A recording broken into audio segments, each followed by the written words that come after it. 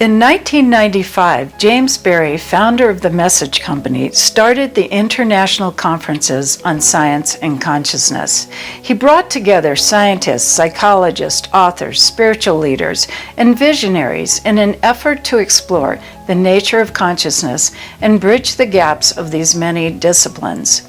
The Secret, a 2006 documentary, presented its audience with the spiritual secret to success, the so-called law of attraction. For various speakers from the conferences, it raised practical and spiritual questions about the Secret's message, which is, quote, "This is the secret to everything: joy, health, money, relationships, love, happiness, everything you've ever wanted." The claim is alluring, but life's realities are far more complex than just attracting and envisioning a different life. The popularity of the film The Secret is a phenomenon that requires our attention. At the core of its premise is the idea that we are all working within one universal law, the law of attraction.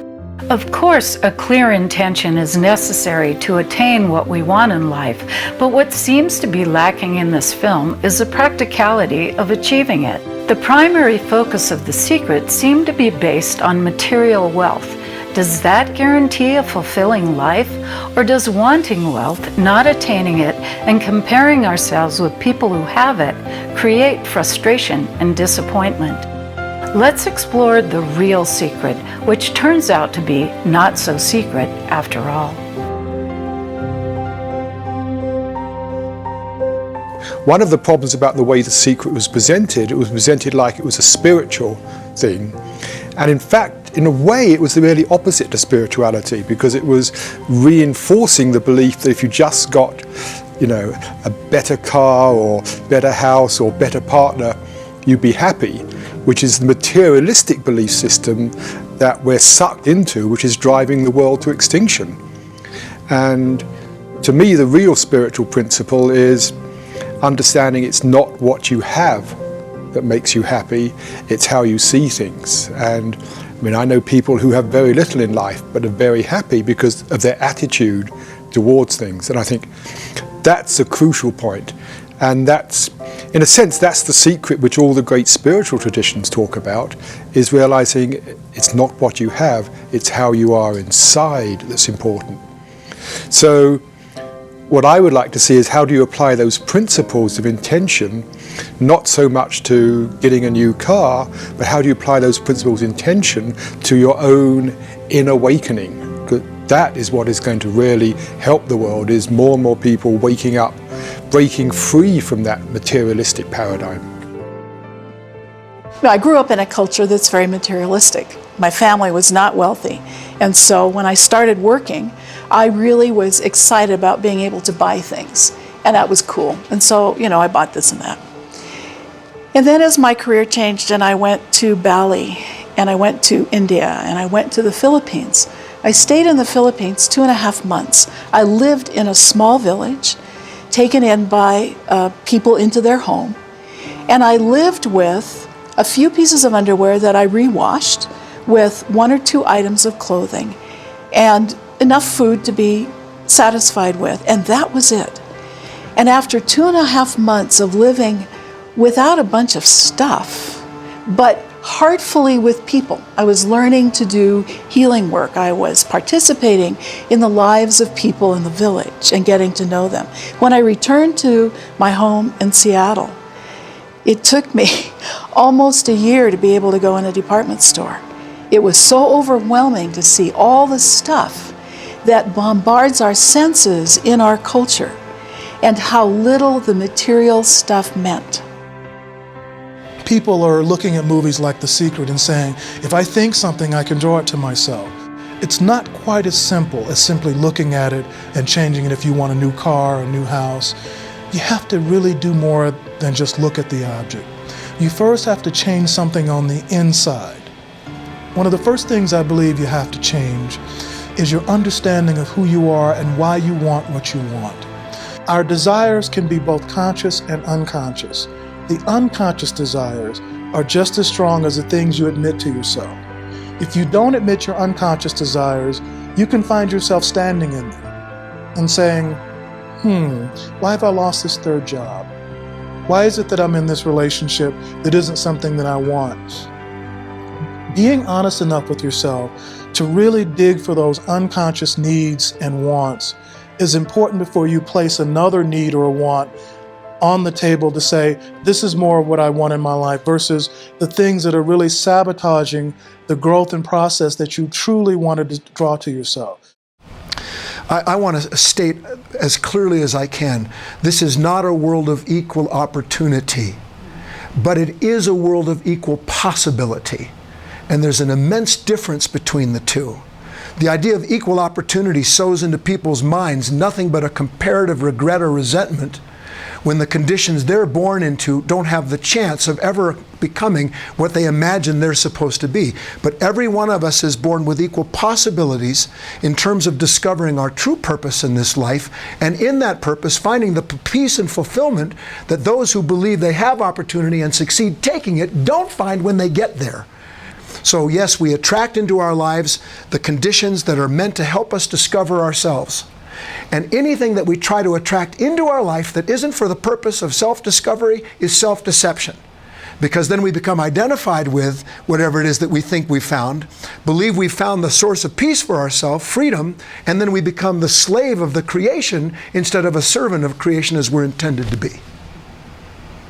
So much spirituality today is dedicated to this idea of creating a host of positive images filled with an idea of a limitless life, when if we don't address directly, consciously, our present limitations, then we will never know what possibilities there are for us, because we'll be in la-la land instead of doing the work in the real world. We have to be careful what we wish for, what we attract. There's a line that always struck me from A Course in Miracles is, we do not know our own best interest. We think we do. And what is the mind that's wishing for whatever it is, car, house, relationship, more money, whatever? Is this what we really need? Is this really going to help us? And I think we all know at times how we've wished for something, we've got it, and then realized, whoops, I didn't actually think this through clearly. Do I really need this? According to The Secret, if you are in alignment, and maybe it's alignment that's the tricky part, then you too will attract a multi-million-dollar house into your life. Sounds easy. The question is, what does alignment mean, and how do you know you're aligned? To me, well, in a physical sense, it's obvious, very simple. We have a notion of what we mean by something lining up. It's literally in the same line, and then we can check it. The question is, to what extent are we emotionally aligned, or mentally aligned, or spiritually aligned? Well, you have to therefore have some idea of what the line is, and then have some way of checking that you're in line with the line. And that requires that we have some knowledge and wisdom about where we are. But usually when we are, quote, aligned, what happens? Things can be in balance, there's less conflict, things can be more in synchrony, things can be more in flow. So I do think, quote, the physics of alignment helps us to understand, I think, the psychology or the spiritual nature of alignment. I have a personal sense for myself that I would call alignment. And it's a sense that something larger than myself is present. I experience a sense of awareness of my surroundings. I'm not just linked in my head, walking from here to there with the agenda about what's happening next. And that awareness brings a sense of appreciation for the environment, for the flowers, for whoever is around, the person. I also have a sense of a deep hum inside that oftentimes is a sense of joyousness. And one could call that oneness or union, whatever it is. And in that place is how I would describe for myself a sense of alignment. Now, whether or not I'm more able to produce what I want in my life, when I'm aligned, or when I'm jogged by something negative, it's all part of the weaving and pattern of life. We all have to deal with that. So I enjoy the sense of alignment with all the goodness. I also know that my life has a broad spectrum, which includes some things that aren't so much fun. And they don't all feel just wonderful. But it doesn't mean that I've lost the connection with the universe or with a divine principle. It's all part of the complexity of our life. Yeah, I don't think so much in terms of alignment, because somehow for me that precludes, well, there's the idea there's something to be in alignment with. And for me, it's, am I just still in myself? Am I centered in myself? Am I in touch with myself, rather than caught up with all the worry, the anxiety, have I got enough, the doing, what's going to happen, did I do the right thing? And I would say, rather than saying that takes me out of alignment, I would say that takes me out of myself and puts me into what I call a disturbed mode of consciousness, where I'm in this sort of frazzled state. So for me, it's about how do I get back in terms of being in touch with my essence, which is really being in a relaxed mode of consciousness. And what I found is that when I'm in a relaxed mode, synchronicity happens. And really a lot of this talk is about synchronicity, is about how do we manifest synchronicity in our lives. And synchronicity is this Jung's idea that coincidences happen. And I found several things. Firstly, that synchronicity is a reflection of where my own consciousness is. If I'm relaxed, centered, clear, then magic seems to happen in the world.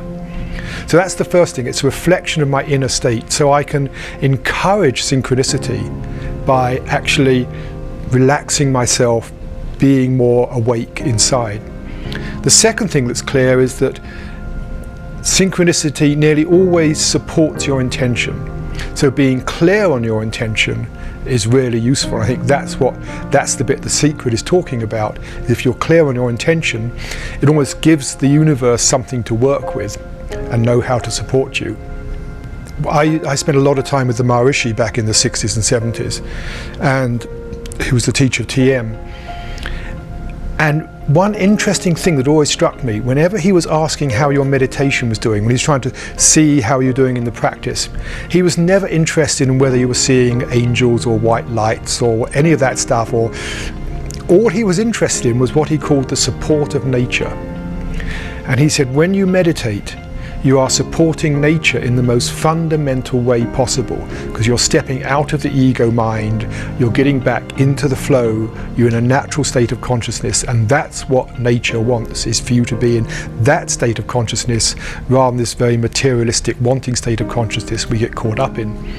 And he said, when you do that, you support nature in the most fundamental way, and nature returns the favor by supporting you. So the three principles for me are: one, to be centered; two, to have a clear intention; and then to be just engaging in the world without attachment. If I want something to happen, curiously enough, the wanting sometimes gets in the way. It's really interesting to contemplate the notion of what is alignment and how do we know when we're aligned. To me, the answer is really pretty simple. The only way we can be aligned is to be in the now. As soon as we lose alignment, our body is in the present moment, the mind is in the past, or the mind is in the future, or the mind is identified with these stories we have about ourselves or about other people. Now we're out of alignment. The sign of alignment for me is always joy. It's just, and the joy is coming kind of like out of the quantum foam, it's arising out of nothingness or fullness. It is not predicated on something that makes me feel joyous. It's a current, it's a living presence. And it just sit down any day, anytime, anywhere that I am. And if my mind is where my body is, the current is there. And the current is more fulfilling than any chemical I've ever taken to have an experience. And it's also quite contagious. So someone sits down next to me when I'm letting that live in me, they get carried into it too. So to me, alignment is nowness. It's mind and body in the same place. It's what you're doing and being without any distance between the doer and the consciousness.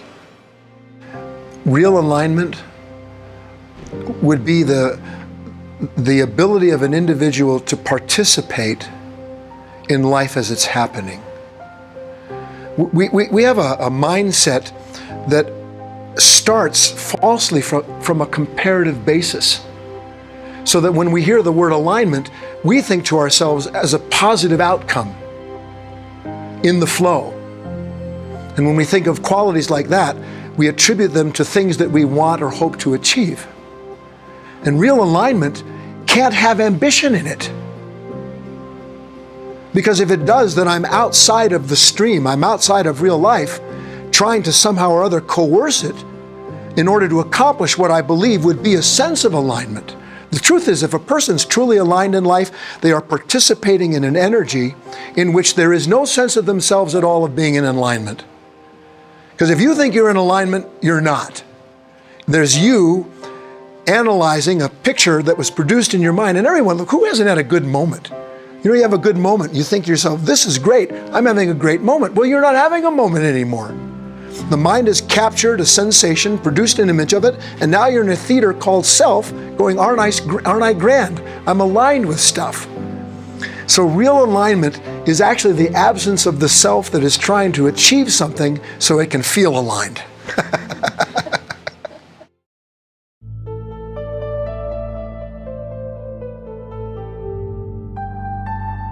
The question, does The Secret provide scientific evidence for the law of attraction? As a scientist, I would say absolutely not.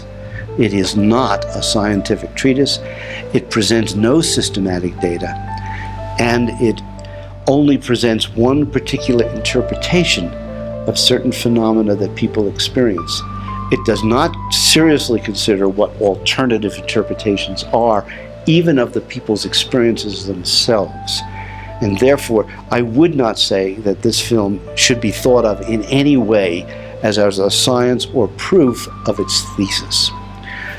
Having said that, the hypothesis of some sort of a law of attraction is an interesting one. And I say some sort of law of attraction because there's an assumption in the movie The Secret, which I consider to be, from a scientific point of view, utterly fallacious.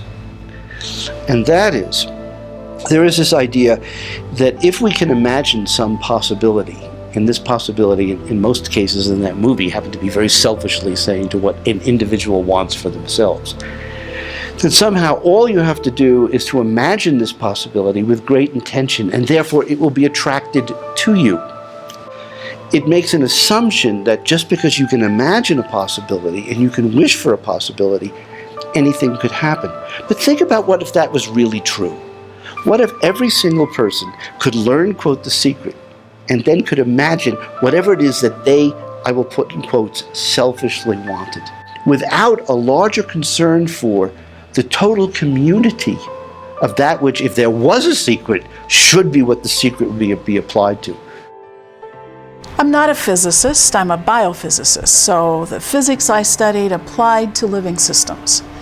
And the fine details of quantum physics I certainly appreciate, but I'm not an expert in them.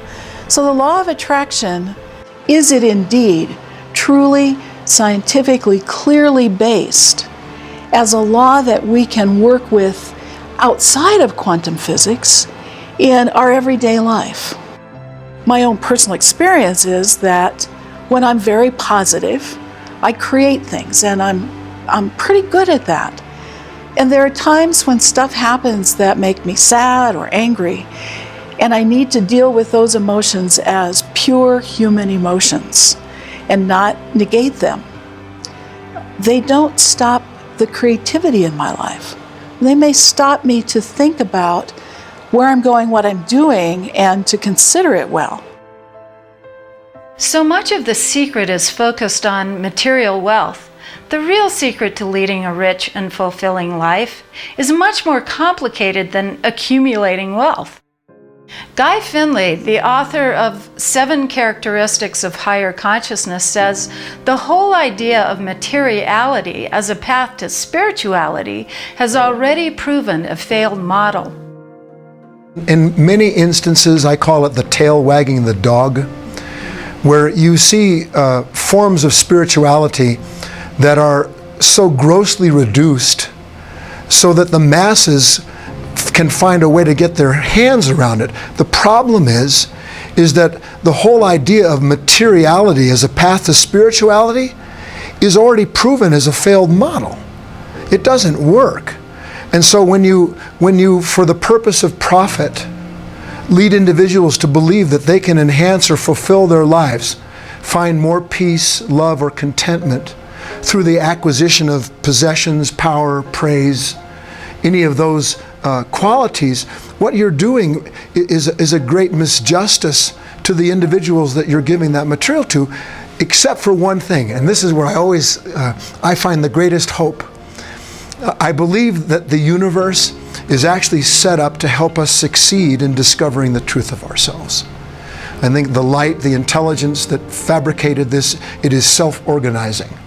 And I believe that it is never-endingly producing lessons in the form of showing us that peace isn't something we create, love isn't something we manifest, happiness is not something that we go and put together in a situation.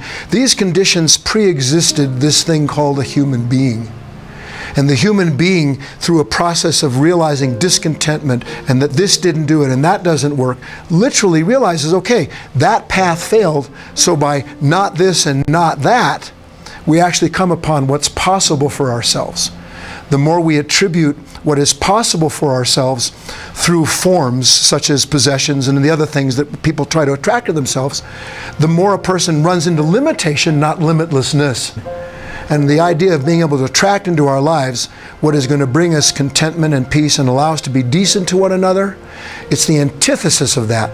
Because the more I believe that my sense of self is predicated on something I have to have, the more I fear you're going to take it or someone's going to interfere with it, that then puts me in a position to have to try to control things, which is the antithesis of fulfillment. It's the basis of fear.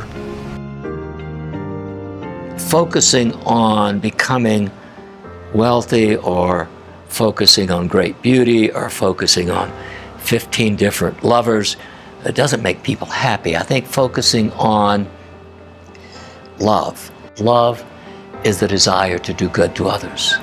And when I read that, I understood for the first time what love is. Love is not liking.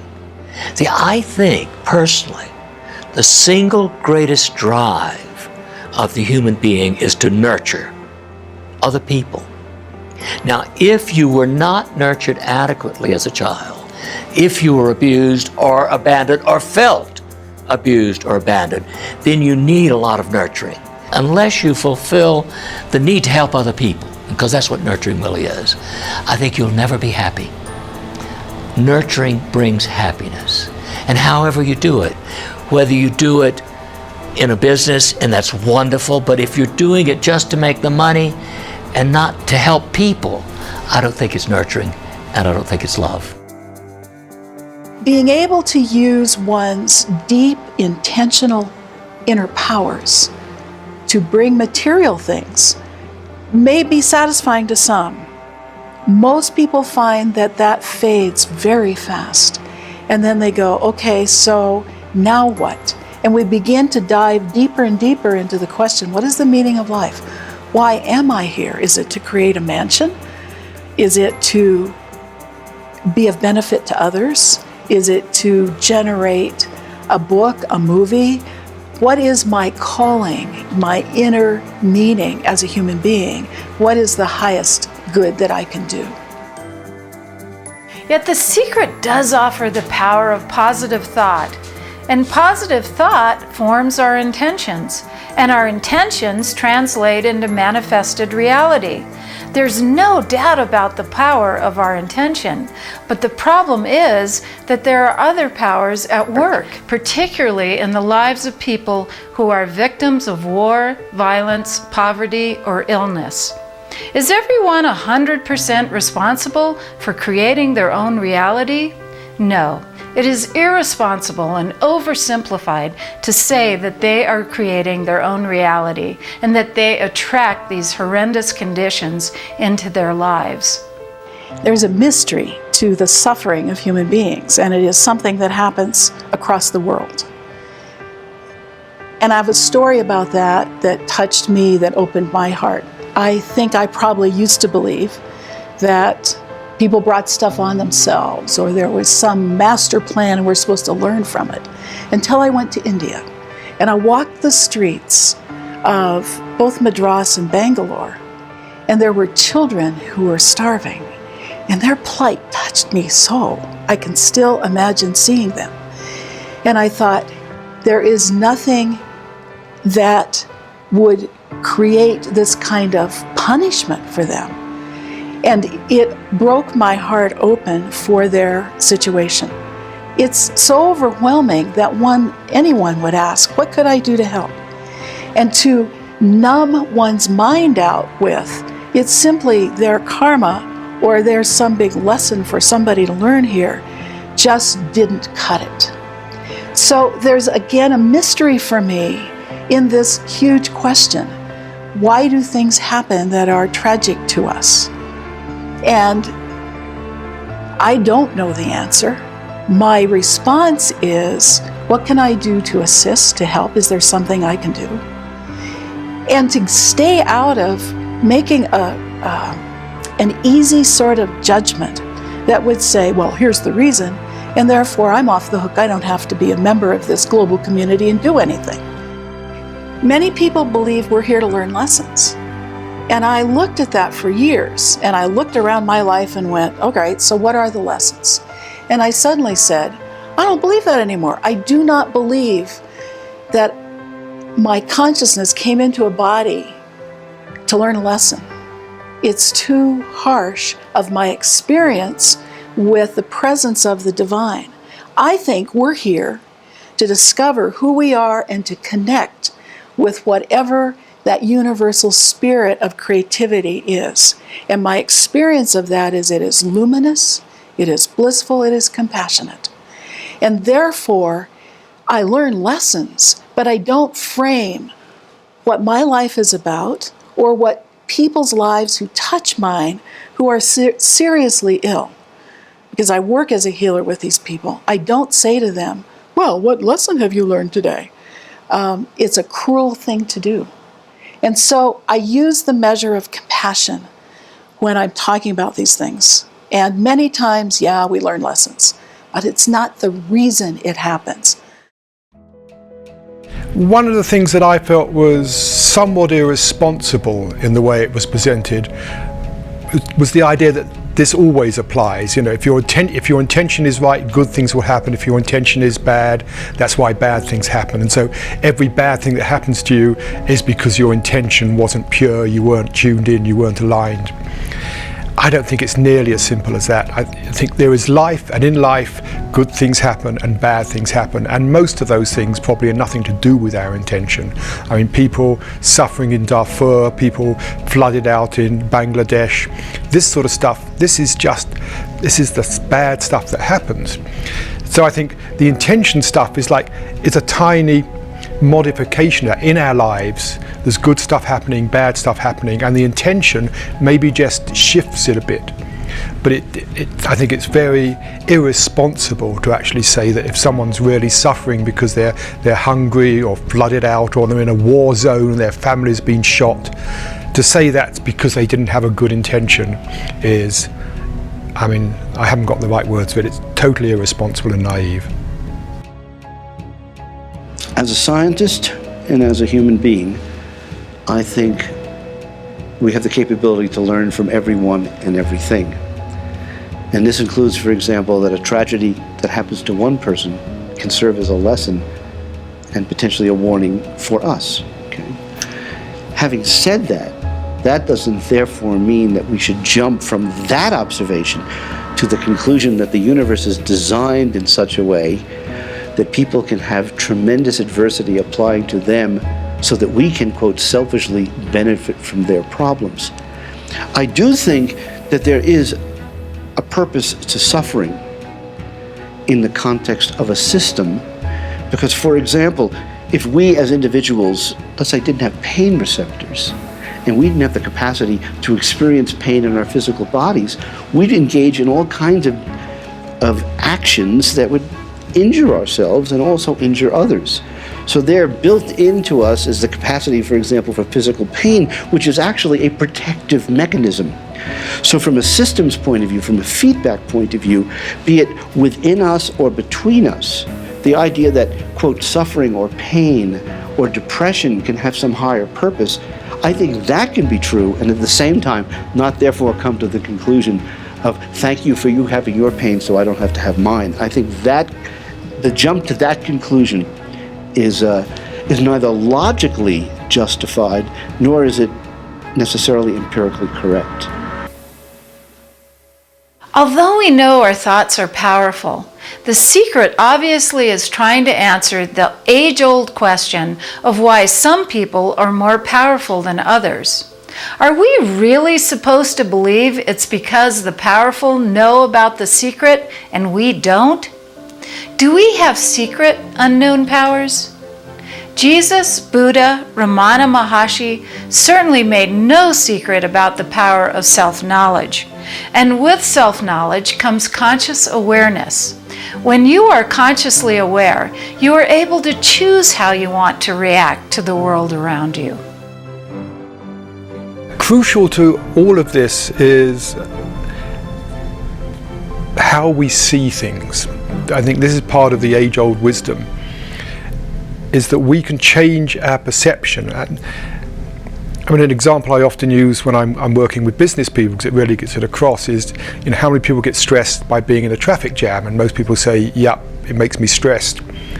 I then point out being in a traffic jam is actually the least stressful part of driving. You haven't got to control a car, you've got nobody coming at you, no problems, you can sit back and relax. If you're stressed, it's because of what your mind is telling you about what's going to happen when you're late, wherever it is. And somebody else could be sitting in exactly the same situation and saying, hey, this is wonderful, I've got a chance to sit back, I can close my eyes, I've got no email, no computers beeping at me. The difference is purely in how they're looking at it, the frame of reference. And I think this is where intention can be very important. If you're looking at it through fear, which is often what we do in the world, you're going to have that negative response about things, and you're going to get yourself stressed and probably end up in a stress situation. If your intention is, how can I see this through the eyes of opportunity, through the eyes of love, whatever it is in a particular situation, then your whole response to that situation is going to change. You're going to feel different, you're going to be more relaxed, you're going to begin to see how to do things in a different way. So I think that's one way in which we can really hold a good intention. It's not so much an intention about what we want to happen out there in the world, but it's an intention about how we should be seeing things, and the intention to step out of that fear mode of seeing things into seeing things through the eyes of love, compassion. And that's an intention I think we can all hold all the time. In my teaching, that I call the mandala of being, what's radical, but people don't often notice it, is at the center of the mandala is the present moment, the now. And me is not the center. Me is one of the places we go that isn't authentic, that isn't who we really are. It's a false sense of self built on identification with our thinking and identification with our bodies, identification with our emotions and our feelings. Most people like to think that me is the center of the universe, and then everything revolves around me. The shift in consciousness is that awareness itself is the center. Awareness is the beginning and the end. It's the starting point and the end point. And that awareness doesn't belong to something you can find that you can call me. And so once that shift takes place, where you're not oriented anymore toward your belief about yourself or the feelings that come from early life experiences that reside in your body memory, or from enculturation, religious enculturation, family enculturation, through the things that the society impresses on us through our educational process. And your starting point is now moment awareness and ineffable consciousness. That is the shift. And what that allows us to do is to become students of ourselves. It's the beginning of true self-knowledge. And because that part of ourselves is not something anyone ever can find, and we only can use words to talk about it with the understanding that we're using those words to point, but not to create an object, not to objectify something that is the true self. The true self is not an object. It's not male, it's not female, it's not young, it's not old, it has no age, it is not born, it does not die. Therefore, it accompanies the life that we live, the body that we have, with the exact same capacity all the way through to the end of our lives. This transition in consciousness is not some great miracle. It's been going on for thousands of years. Certainly Buddha had that experience, and that's why he left such a powerful legacy. I would suspect maybe Jesus did, but you won't find Jesus that's had that awakening if you read the Synoptic Gospels, the approved Gospels. You have to go to the Gnostic Gospels, such as the Gospel according to Thomas, where here you hear a man who says, I will make a man so he's not a man, or a woman so she's not a woman, they shall be a single one. Or where he says, a man old in years will not hesitate to take lesson from a child of 7 days, and they shall know the kingdom. Or where he says, I'll make a hand where there was an idea of a hand, or an ear where there was a concept of an ear. And when the mind no longer is distanced through thought from the thing that it is experiencing, Jesus is obviously talking about the state of consciousness that I'm talking about. When I was 14 years old, I read Man's Search for Meaning by Viktor Frankl. And Viktor Frankl was a Jewish doctor, a psychiatrist, who was imprisoned by the Nazis in World War II, locked up in a concentration camp. The world as he knew it, the society that he grew up with, was destroyed. He was separated from his family. He was put in the most dehumanizing conditions imaginable. Branded, shaved, and put in a slave labor camp. And in the midst of this most horrific circumstance, Viktor Frankl had what amounts to an enlightenment experience. He said, all of my external freedoms can be taken from me. But the one thing that cannot be taken from me is my inner freedom to choose how I respond to my experience. He said, and I choose to find a reason to continue living. And the reason I choose to continue living is love. Now, this is in the midst of a nightmare, but somehow Frankl became an inspiration not only for the prisoners around him, but even for the guards who were all caught up in this hideous misery. And by putting together scraps of paper he was able to find here and there, he actually wrote this book while he was in the concentration camp. He was eventually liberated and lived into his 90s. But I read that book and it changed my life. I said, I can never reconcile the horror out there. But if Viktor Frankl can choose love in the midst of that, well, maybe if I'm like whining or complaining or whinging and having a problem with my life, I can remember him and I can remember that power. And I can learn to develop that power of my own mind, myself, and bring more love to everything I do. And maybe each of us who has the luxury or the freedom to not be in those horrible circumstances can wake up and remember that power. So I don't know how we change the world or save all these people who are suffering around the world. We have to take every action to be kind that we can, to be generous and to be charitable that we can externally, yes. But internally, recognizing that we have this choice about how we think. That's the real secret. Peter Russell, author of The Consciousness Revolution, says the real secret, and it's only a secret because we keep on forgetting it, is that we always have a choice in how we see, experience, and interpret reality. We are not merely reactive mortals living in poverty. We are dynamic, aware, creative beings who can make conscious choices about how we live our lives. You know, the real spiritual work is to see through the ego and step out of the ego. And so that would be one of my real criticisms of it, that it was actually moving in the wrong direction. Actually reinforcing the ego, and that what the ego wants is important, rather than helping people see through that whole structure of thinking to get in touch with what's really going on much deeper inside at a much purer level. Ultimately, what we want is how we feel inside, that we all want to feel okay, really, whether we call it happiness, peace of mind, ease, whatever. None of us want to suffer. When you look at what all the great spiritual teachings say, they say our natural, essential state is one of ease and peace. We don't have to go anywhere to get anything. It isn't that getting a new car is going to make us happy.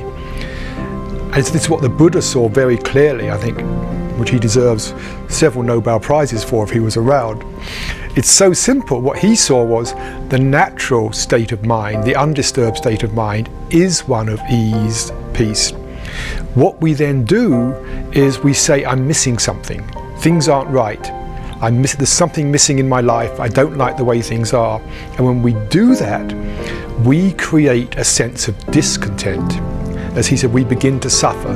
We create a feeling of suffering because we feel I haven't got something.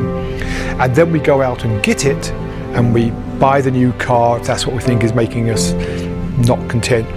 We buy the new car and we feel good. We do feel good for a little while till the effect wears off.